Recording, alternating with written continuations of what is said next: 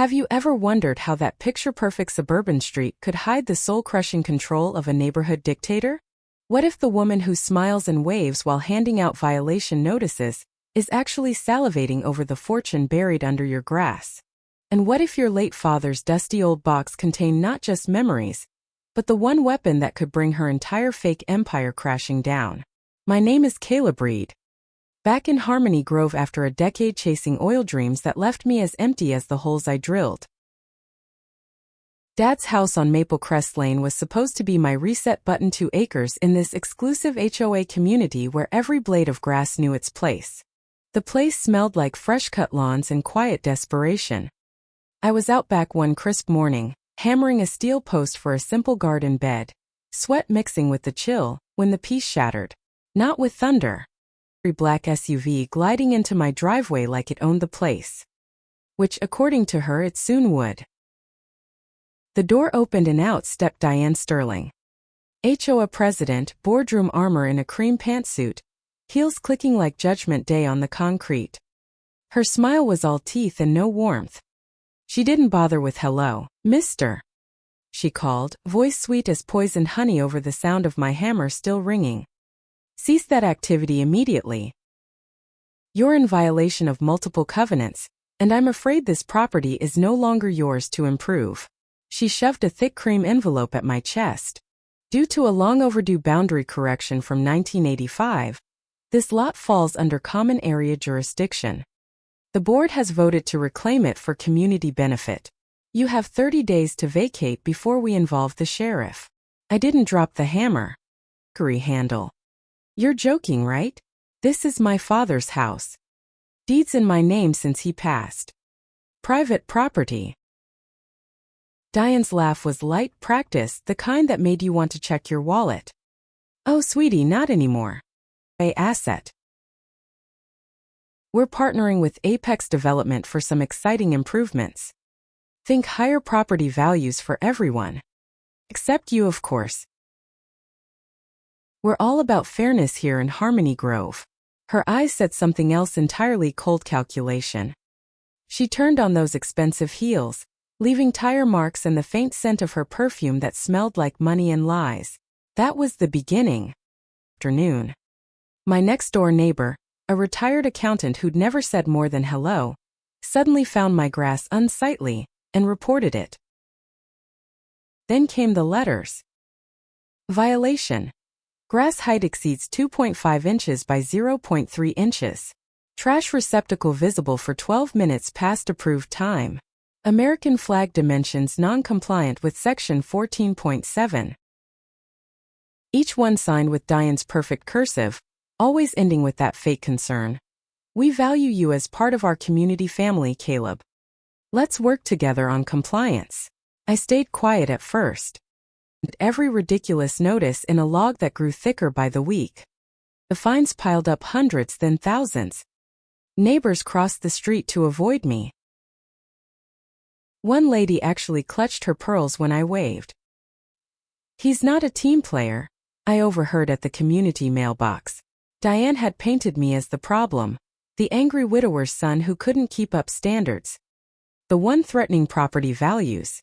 Black humor in how these people obsessed over lawn perfection while Diane was busy stealing the ground beneath us.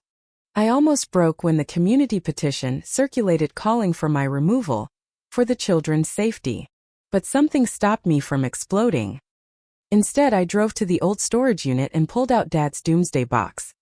The one he joked about but kept locked tight. Inside the brittle deed was a sealed envelope marked Caleb. Open only if the suits come knocking. My hand shook as I tore it open. Photocopied agreement from 1985 between Dad and the original developers. The survey error wasn't an error.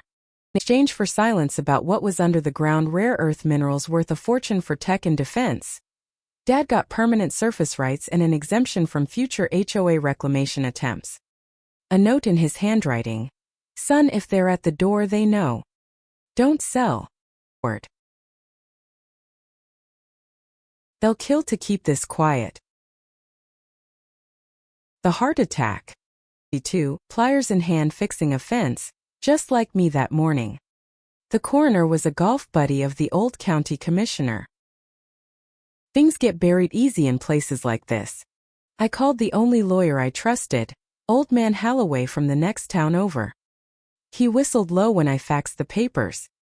This is dynamite, Caleb. We need originals and witnesses. That Sterling woman isn't just power tripping. Word is she's cozy with Apex and the city planner. This isn't about your lawn. The next weeks were a slow burn. Mowed at exactly 2.5 inches with a ruler. Painted my mailbox the precise shade of heritage beige. But I also started digging. Hired my old friend Mac, ex-military investigator. She found the dirt fast. She was sleeping with the HOA attorney who fast-tracked the reclamation vote. Bribes from Apex funneled through shell accounts. And the old surveyor Elias Thorne was still alive in a nursing home 2 towns away, terrified but remembering everything. The harassment ramped up. Dead rats left in my mailbox with notes about pest control. Diane's emails turned from polite to thinly veiled threats. Continued non-compliance will force stronger measures, dear. I smiled through it all, recording every call, logging every violation they invented. The rage was there, hot and patient. They thought they were breaking me. The gun. File 2. I didn't sleep much after that. Binoculars, watching. Sure enough, around 2 a.m. One Thursday, a dark truck rolled up without lights. 2 men in hoodies slipped into my yard, prying at the shed where Dad kept old files. They weren't stealing tools. They were hunting the original agreement. I snapped photos, got the plates. Evidence for later. Mac's report the next day was gold. Diane's getting fat kickbacks. And several others for a private mining access road. Rare earths and neodymium, the stuff in every electric car and missile. Your dad knew and kept it locked down. They probably helped him have that heart attack when he threatened to talk. The county commission meeting was the turning point. The room was packed with HOA sheep in pastel polos. Diane sat front row, whispering to Commissioner Hayes, her hand brushing his a little too long under the table. When public comment opened, I stood. 3 days unshaven but calm as still water. Commissioner, I said, voice carrying without a mic. This isn't about zoning. Her board used a fake 1985 survey to steal my family's home, so her developer buddies can dig up millions in minerals.